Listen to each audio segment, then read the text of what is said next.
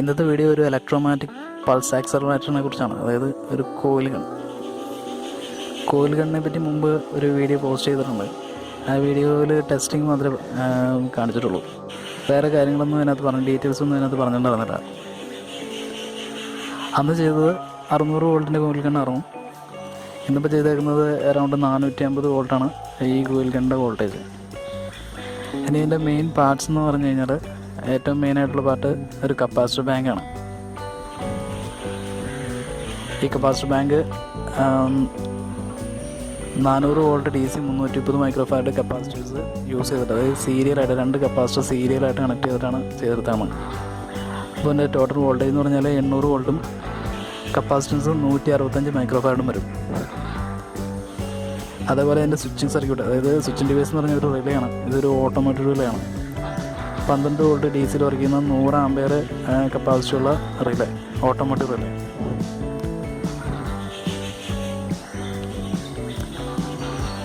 പിന്നെ ഉള്ളത് കപ്പാസിറ്ററിൻ്റെ charging circuit.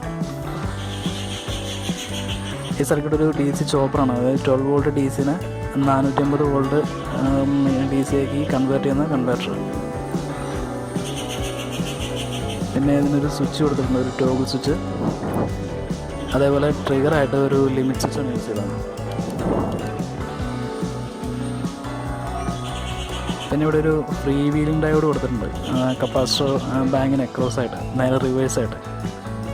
അതായത് ഇൻഡക്റ്റേഴ്സ്, കോയിലുകൾ പോലുള്ള ലോഡുകൾ യൂസ് ചെയ്യുന്ന സമയത്ത് reverse voltage, high reverse voltage വരാൻ സാധ്യതയുണ്ടെന്നല്ല വരും.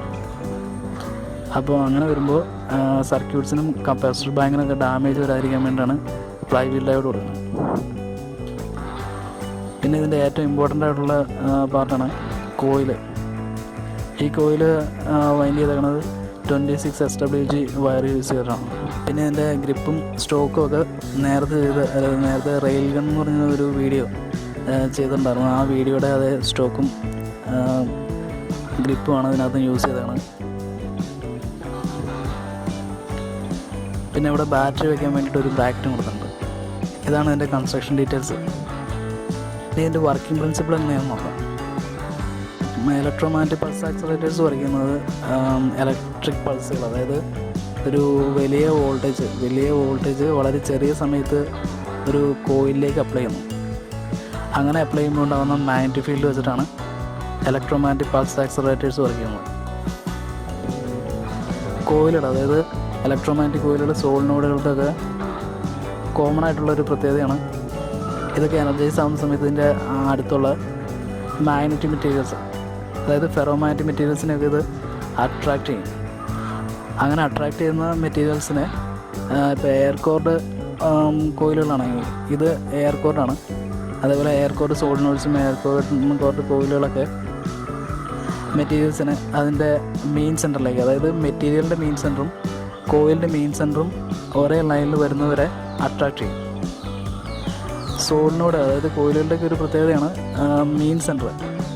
ഇത് എനർജൈസ് ചെയ്ത് കഴിയുമ്പോൾ ഇതിൻ്റെ ഏറ്റവും സെൻട്രലായിട്ട്, കോയിലുകളുടെ ഒരു സെൻട്രലായിട്ടൊരു പോയിൻ്റ് ഉണ്ടാകും. ആ പോയിൻറ്റിൽ എല്ലാ ഫോഴ്സും, മാഗ്നറ്റിക് ഫോഴ്സ് ഈക്വൽ ആയിരിക്കും. ഈക്വൽ എന്ന് പറഞ്ഞാൽ ബാലൻസ്ഡ് ആയിരിക്കും. അതുകൊണ്ട് തന്നെ അവിടുത്തെ ഫോഴ്സ് 0 ആയിരിക്കും. അപ്പോൾ അങ്ങനെ വരുമ്പോൾ അട്രാക്റ്റ് ചെയ്യുന്ന മെറ്റീരിയൽസിനെ ഇതിൻ്റെ മെയിൻ സെൻറ്ററിൽ, ആ മെറ്റീരിയലിൻ്റെ മെയിൻ സെൻറ്ററും കോയിലിൻ്റെ മെയിൻ സെൻറ്ററും ഒരേ ലൈനിൽ വരുന്നവരെ അത് ഒബ്ജക്റ്റ് മൂവ് ചെയ്തുകൊണ്ടിരിക്കും. ഒരേ സെൻറ്ററിലായി കഴിഞ്ഞാൽ പിന്നെ സ്റ്റേബിളാവും, ഫോഴ്സ് ഈക്വലാവും, 2 സൈഡിലുള്ള ഫോഴ്സ് ഈക്വലാവും.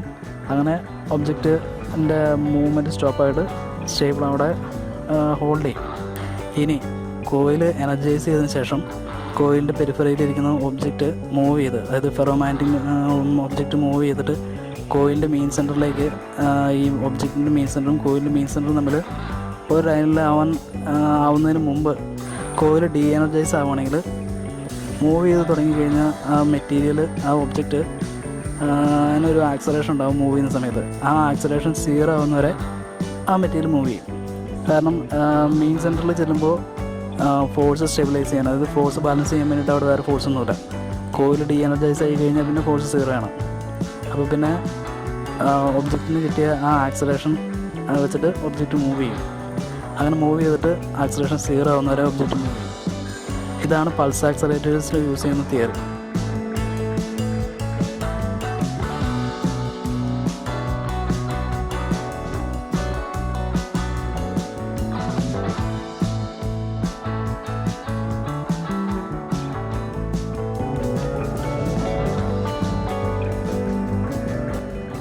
ഇതിൻ്റെ ടെസ്റ്റിംഗ് ഇനി അടുത്ത ദിവസം മറ്റൊരു വീഡിയോ ആയിട്ട് ചെയ്യുന്നതാണ്. അപ്പോൾ ഇന്ന് ഇതിൻ്റെ ഡീറ്റെയിൽസും കാര്യങ്ങളൊക്കെയാണ് ഈ വീഡിയോയിൽ ഉൾപ്പെടുത്താൻ ഉദ്ദേശിച്ചത്. അപ്പോൾ കോയിൽ ഗണ്ണിൻ്റെ ഇന്നത്തെ വീഡിയോ, അതായത് ഇതിനെപ്പറ്റിയുള്ള ഡിസ്ക്രിപ്ഷൻ വീഡിയോ ഇവിടെ കംപ്ലീറ്റ് ആണ്. ഈ വീഡിയോ പറ്റിയുള്ള അഭിപ്രായങ്ങളും കമൻറ്റുകളും എന്തെങ്കിലും ഉണ്ടെങ്കിൽ അത് താഴെ കമൻറ്റ് ബോക്സിൽ രേഖപ്പെടുത്തുക. ചാനൽ സബ്സ്ക്രൈബ് ചെയ്യാത്ത ആരെങ്കിലും ഉണ്ടെങ്കിൽ എത്ര പെട്ടെന്ന് ചാനൽ സബ്സ്ക്രൈബ് ചെയ്യുക. നോട്ടിഫിക്കേഷൻ ഫീച്ചറും കൂടി എനേബിൾ ചെയ്തിടുക. അപ്പോൾ ഇനി മറ്റൊരു വിഷയമായിട്ട് മറ്റൊരു വീഡിയോയിൽ